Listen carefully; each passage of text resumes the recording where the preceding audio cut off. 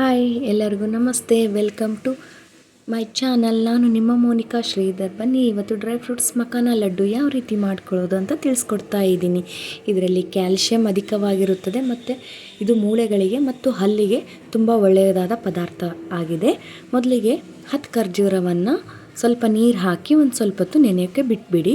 ಒಂದು ಪಾತ್ರೆ ಇಟ್ಕೊಂಡು ಅದಕ್ಕೆ ಮಖಾನ ಬೀಜವನ್ನು ಹಾಕಿ ಇದು ಡ್ರೈ ರೋಸ್ಟ್ ಮಾಡಬೇಕು. ಇದಕ್ಕೇನು ಹಾಕೋದು ಅವಶ್ಯಕತೆ ಇಲ್ಲ. ನೋಡಿ, ಈ ಥರ ಫ್ರೈ ಮಾಡಿ ಒಂದು ಕೈಯಲ್ಲಿ ಎತ್ಕೊಂಡು ಈ ರೀತಿ ಕ್ರಷ್ ಮಾಡಿದಾಗ ಅದು ಸ್ವಲ್ಪ ಪುಡಿ ಆದರೆ ಸಾಕು, ಅದಾಗಿದೆ ಅಂತ ಅರ್ಥ. ಅದನ್ನು ಎತ್ತಿಟ್ಕೊಳ್ಳಿ. ಅದೇ ಪ್ಯಾನಿಗೆ 1/4 ಕಪ್ಪಷ್ಟು ಗೋಡಂಬಿ ಹಾಕಿ ಇದನ್ನು ಲೋ ಫ್ಲೇಮಲ್ಲಿ ಹುರಿತಾ ಬನ್ನಿ.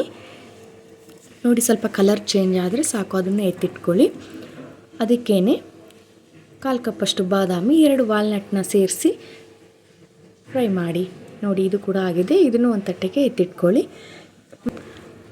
ಅದಕ್ಕೇ ಪಂಪ್ಕಿನ್ ಸೀಡ್ಸ್ ಅಂದರೆ ಕುಂಬಳಕಾಯಿ ಬೀಜವನ್ನು ಹಾಕಿ ಫ್ರೈ ಮಾಡ್ಕೊಳ್ಳಿ. ಇದು ತುಂಬ ಹೊತ್ತು ಮಾಡೋ ಅವಶ್ಯಕತೆ ಇಲ್ಲ, ಬೇಗ ಸಿಡಿಯುತ್ತೆ. ಇದನ್ನು ಕೂಡ ತಟ್ಟೆಗೆ ಹಾಕ್ಕೊಳ್ಳಿ. ಎಲ್ಲ ತಣ್ಣಗಾಗೋಕ್ಕೆ ಬಿಟ್ಬಿಡಿ. ಸ್ವಲ್ಪ ಹೊತ್ತು ತಣ್ಣಗಾದಮೇಲೆ ಒಂದು ಮಿಕ್ಸರ್ ಜಾರ್ ತೊಗೊಂಡು ಅದಕ್ಕೆ ಮೊದಲಿಗೆ ಮಖಾನ ಅಷ್ಟೇ ಹಾಕಿ ಪೌಡರ್ನ ಮಾಡ್ಕೊಳ್ಳಿ.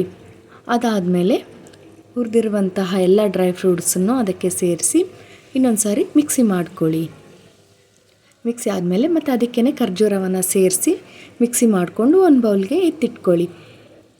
ಕೈಗೆ ಸ್ವಲ್ಪ ತುಪ್ಪ ಸವರ್ಕೊಂಡ್ಬಿಟ್ಟು ಚಿಕ್ಕದಾಗಿ ಉಂಡೆನ ಕಟ್ಕೊಂಡ್ರೆ makhana dry fruits laddu ready ಆಯಿತು. ಇದು ಸಕ್ಕರೆ ಕಾಯಿಲೆ ಇರೋರಿಗೂ ಕೂಡ ತುಂಬ ಒಳ್ಳೆಯದಾಗಿರ್ತದೆ. ಈ ವಿಡಿಯೋ ನಿಮಗೆ ಇಷ್ಟ ಆಯಿತು ಅಂದರೆ ಲೈಕ್ ಮಾಡಿ, ಕಮೆಂಟ್ ಮಾಡಿ, ಶೇರ್ ಮಾಡಿ, ನನ್ನ ಸಬ್ಸ್ಕ್ರೈಬ್ ಆಗಿ ಪಕ್ಕದಲ್ಲಿರುವ ಬೆಲ್ ಬಟನ್ನ ಕ್ಲಿಕ್ ಮಾಡಿ. Thank you for watching.